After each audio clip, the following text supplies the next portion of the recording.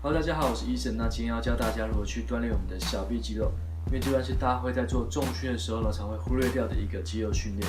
那就是说你在做一些大重量的负荷的时候呢，你会发现其实推上去的时候会让这边的肌肉比较有点吃力。那长期负荷下来，长期使用这块肌肉的话，会让它容易疲累。那疲累久的话，就容易受伤。